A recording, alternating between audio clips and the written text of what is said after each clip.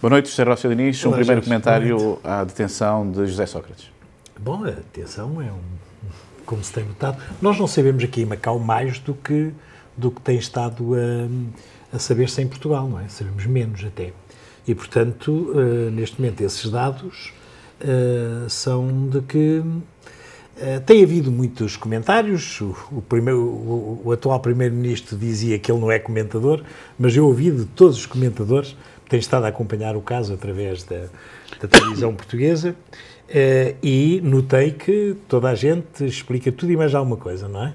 Mas realmente o cerne da questão, o que está em causa agora é uma investigação, e essa investigação agora, vamos ter agora em breve, espera-se, ainda hoje em Portugal, espera-se que haja um primeiro sinal de como a investigação está a andar, uma vez que as medidas de coação deverão refletir aquilo que tem estado a suceder nos interrogatórios, coisa que até agora nós não sabemos absolutamente nada.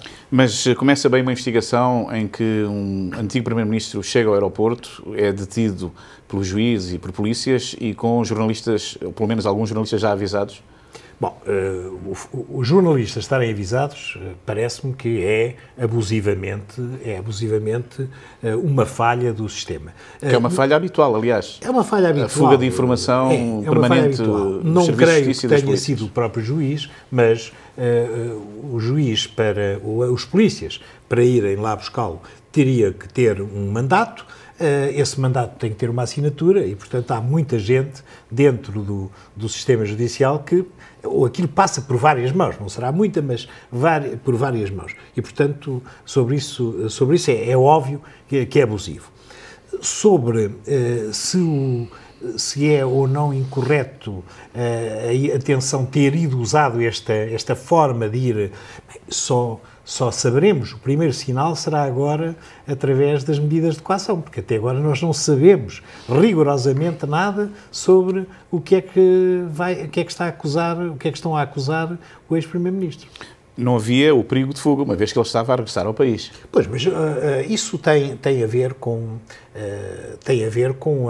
a percepção que o próprio juiz terá de investigação criminal, terá feito, não é? Portanto, vamos agora ver essa... Mas em Portugal é muito habitual prenderem-se as pessoas, depois é que são ouvidas e depois saem em liberdade, quase sempre, mesmo que seja sob fiança. É verdade, e mesmo as que não saem em liberdade, é verdade que, em vez de interrogarem as pessoas, primeiro prendem-nas e depois é que as interrogam. E isso, sem às vezes haver justificação para tal. Tem assim sucedido. Aliás, a Presidente da Ordem dos Advogados veio ontem mesmo alertar para esse facto e para a necessidade de seguir a lei. Uma situação que se repete a miúdo. Pois, o sistema... Estamos numa república de juízes? Não, o sistema não é perfeito. Até agora o que se dizia era, pelo contrário, que os juízes não ajuizavam, que a justiça não funcionava. Agora que a justiça funciona, não podemos ir também para o polo oposto. Nem 8, nem 80, vamos apurar agora, calmamente, ver o que é que...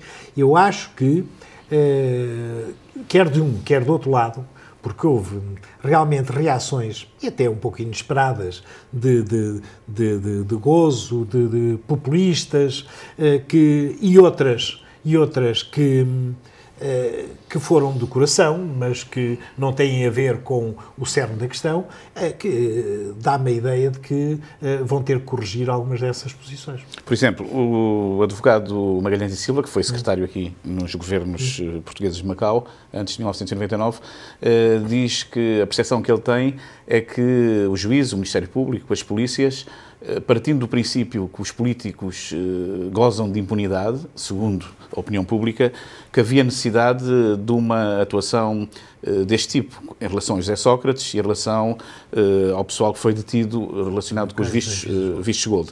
E ele diz que isso é uma resposta insustentável por parte da Justiça. Mas, que a Justiça devia ser equilibrada. Como tu disseste bem, é a percepção dele.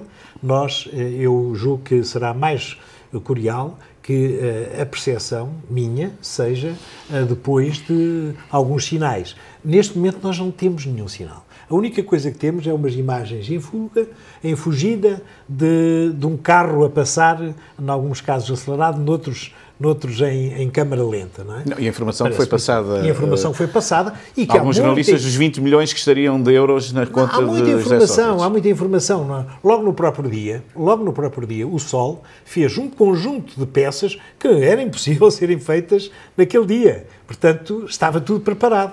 E, portanto, vamos aguardar com calma. O bom senso, nestes casos, acho que o bom senso nos obriga a ter esta posição.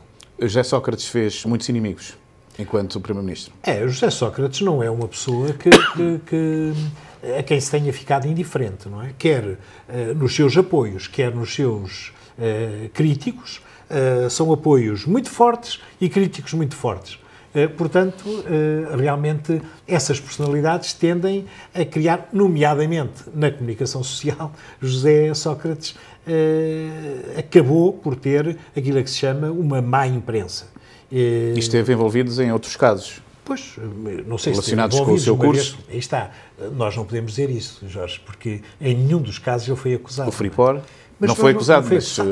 Pois está bem, mas não sendo acusado, como é que nós, a esta distância, podemos estar agora aqui a puxar esta linha de casos que afinal não aconteceram, não é? Mesmo ainda em relação à tese de que as autoridades teriam de atuar, como atuaram, com a detenção do antigo Primeiro-Ministro, justamente para evitar a distribuição de provas.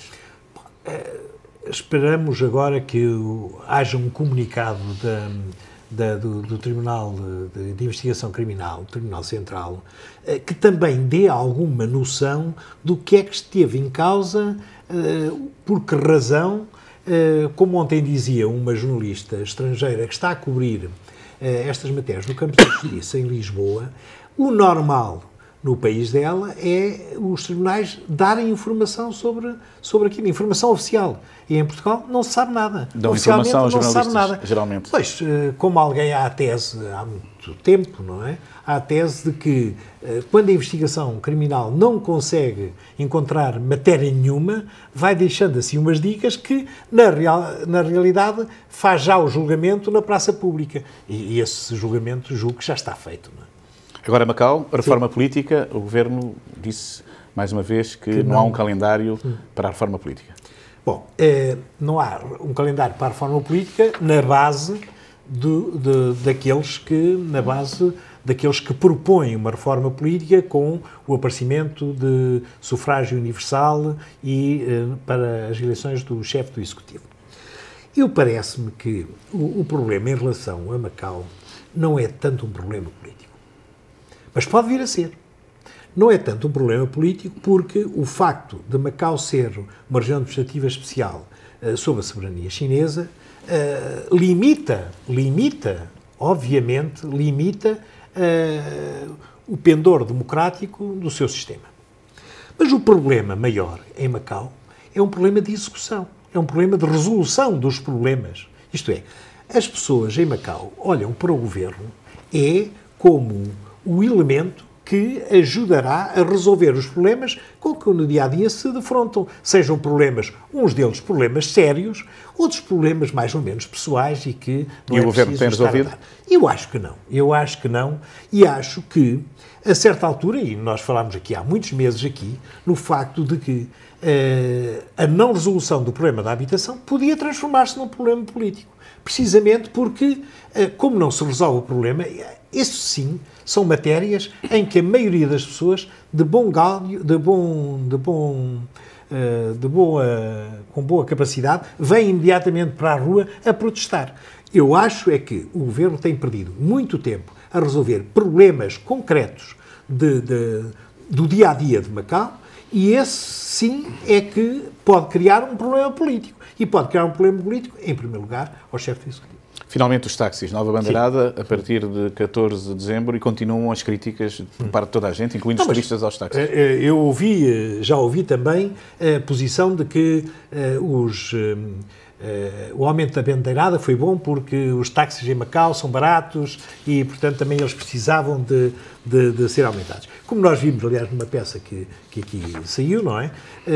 É que a bandeirada vai favorecer os empresários de táxis, não vai favorecer os condutores. Não tem obrigatoriamente que favorecer, embora um ou outro julguem que, ou possam admitir, ou admitam que vão ganhar mais.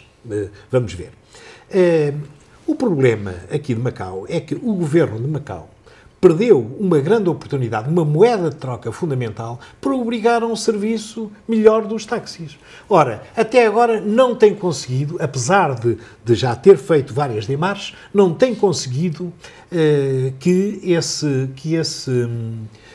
desiderato vá a cabo. Não tem conseguido por parte dos condutores, mas também não tem conseguido por parte dos industriais dos táxis, porque os industriais dos táxis não têm mexido palha para resolver o problema, para além de algumas declarações mais ou menos acaloradas. Portanto, eu acho que é perderem uma grande moeda de troca, estar já a dar o aumento das tarifas dos táxis, sem exigir aquilo que toda a gente pede, que é uma melhoria dos serviços. E isso, até agora, é que ainda não se deu, porque o problema, neste momento, não está na bandeirada. O problema nunca foi da bandeirada. É o serviço prestado. É do serviço prestado. E o serviço prestado é mau, era mau, continua a ser mau depois de 14 de dezembro, seja qual for o aumento da bandeirada. A menos que o governo intervenha. Não, mas então, para intervir, o que é que agora tem na mão para obrigar os taxistas, os empresários e os condutores a... Uma maior vigilância, um maior controle? Maior vigilância, já notámos até, eles batem nos polícias, ou batem nos polícias que estão à paisana, e até já batem, ou antes refilam com os polícias que estão fardados, portanto, parece-me que isto está a tornar-se realmente um problema muito grave. José Rocha Diniz, obrigado pela presença. Obrigado, Jorge. Habitualmente à segunda-feira, aqui no Telejornal.